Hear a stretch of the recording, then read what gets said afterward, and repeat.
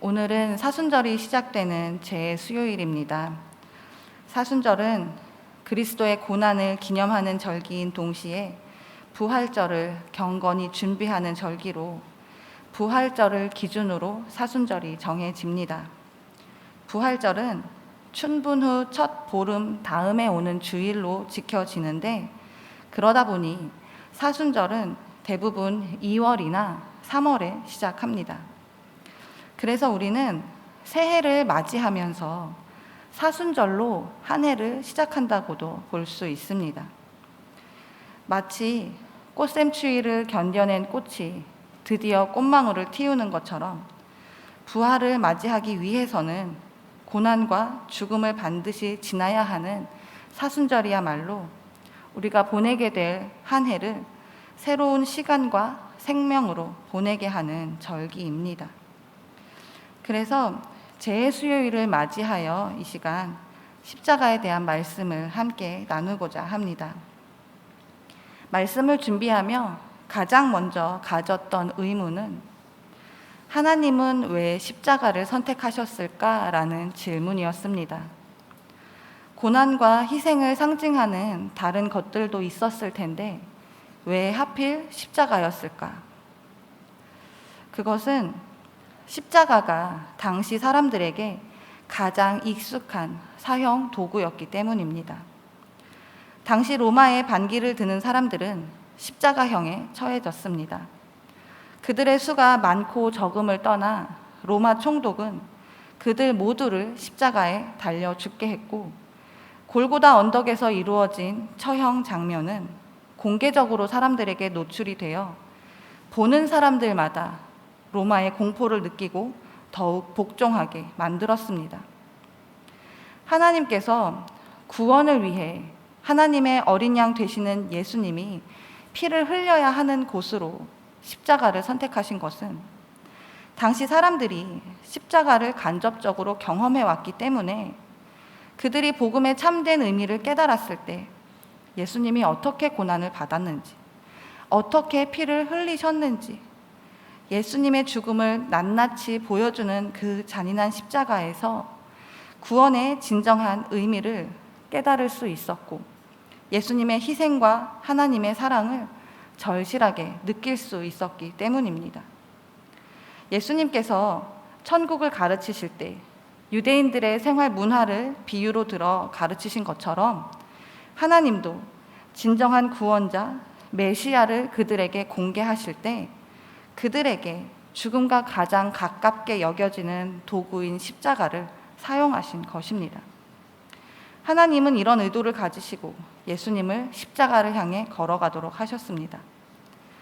그런데 성경을 보면 하나님 외에도 예수님께서 십자가를 지시도록 그 길을 선택하는 사람들이 등장합니다.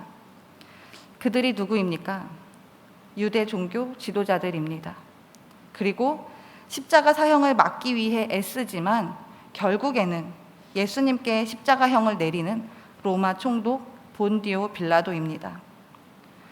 본문의 말씀은 유대 종교 지도자들에 의해 고발을 당한 예수님이 로마 총독 빌라도에게 재판을 받는 내용입니다. 내가 유대인의 왕이냐? 빌라도의 신문은 예수님이 종교 지도자들에게 정치적 범죄자로 고발당했음을 잘 보여주는 대목입니다. 그러나 예수를 정치범으로 고발하여 어떻게 해서든 사형을 받게 하려는 그들의 의도와는 다르게 재판장으로 서 있는 빌라도는 예수를 종교적, 정치적으로 시기하고 질투하는 유대 종교 지도자들의 마음을 읽습니다. 빌라도는 이미 예수님이 죄가 없다는 사실을 알고 있었던 것입니다. 그래서 예수를 고발하는 그들에게 두 가지 제안을 합니다. 하나는 많이 때려서 풀어주겠다는 것과 6월절 특사로 예수를 놓아주겠다는 것입니다. 그런데 이 제안은 모두 거절당합니다. 종교 지도자들에게 이미 선동된 무리들은 예수를 많이 때려서 풀어주는 것이 아니라 십자가에 못 박기를 요구하고 6월절 특사로 예수를 풀어주는 것이 아니라 먼저 잡혀있던 바라바를 6월절 특사로 풀어달라는 요구를 합니다. 폭동으로 번질 수 있는 무리들의 모습에 자신의 정치적 입지를 지키기 위해 빌라도는 예수의 십자가형이라는 선택에서 손을 씻지만 결과적으로 예수를 십자가에 못 박게 최종 결정을 내리는 역할을 합니다. 빌라도의 최종 결정으로 가장 승리감을 느꼈던 이들은 누구였을까요? 잘 알다시피 유대 종교 지도자들입니다. 그런데 빌라도가 내린 예수의 십자가형에 진정한 승리를 얻은 분은 유대 종교 지도자들이 아니라 바로 하나님이었습니다. 왜 그런지 살펴보겠습니다. 유대 종교 지도자들은 예수를 죽이기로 생각했던 순간부터 빌라도의 법정에 예수를 세워놓은 순간까지 끊임없이 고발을 멈추지 않았습니다. 그들은 예수가 살아날 수 있는 작은 틈도 막고 싶어 했습니다. 그래서 빌라도가 두 가지 제안을 할 때 모두 예수가 죽는 쪽으로 요구했습니다. 이들의 요구는 자신들이 보기에 자신들의 안위와 예수의 등장과 더불어 혼란스러워진 백성들의 삶을 예전과 같은 안정으로 돌아가게 하는 옳은 선택이라고 여겼기에 정당한 것이었습니다. 그들의 첫 번째 요구는 예수를 십자가에 못 박아야 한다는 것이었고, 유월절 특사는 바라바가 되어야 한다는 것이었습니다. 그 당시 로마와 헬라 문화권에는 황제의 생일날과 같은 축일에 특별 사면이 행해지곤 했습니다.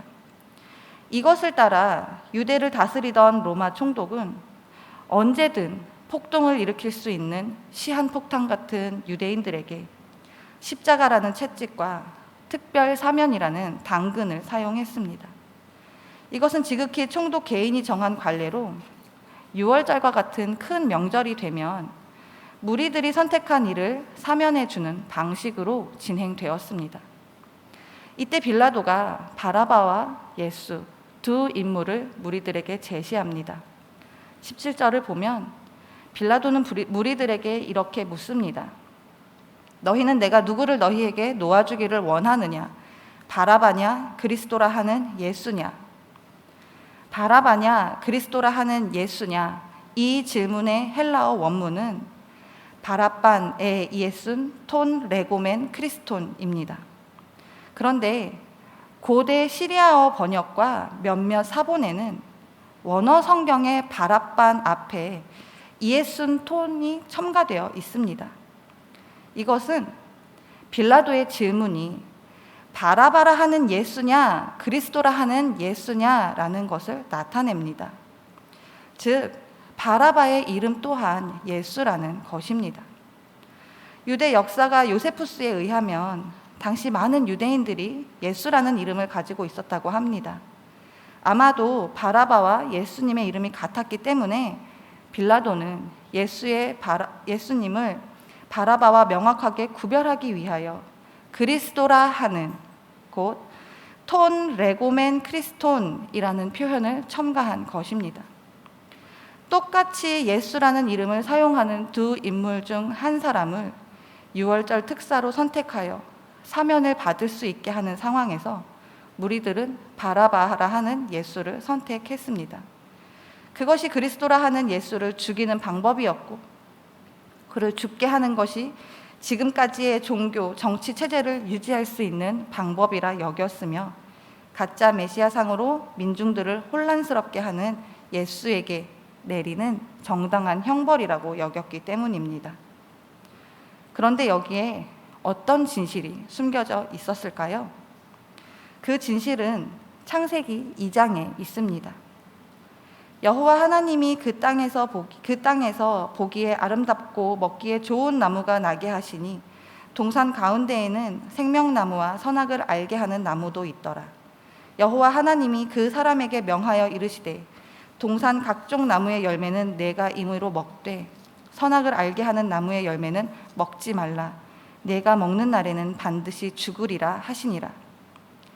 이 말씀은 에덴 동산에 있는 각종 나무 가운데 특별한 두 나무를 소개함과 첫 사람인 아담에게 선악을 알게 하는 나무의 열매는 먹지 말라고 금하시는 하나님의 명령이 담겨 있습니다.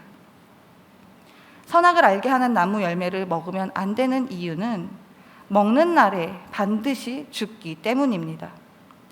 반대로 생명나무에 대한 언급은 따로 없지만 16절에서 동산 각종 나무 열매는 임의로 먹으라는 말씀으로 생명나무 열매는 먹어도 됨을 말씀하고 계십니다. 즉 하나님께서는 아담에게 생명나무와 선악을 알게 하는 나무, 이 두 나무를 통해 생명과 죽음에 대한 선택지를 보여주시고 생명은 언제든 따먹을 수 있게 하신 반면 죽음은 결코 먹지 않도록, 절대 선택하지 않도록 금지하셨습니다.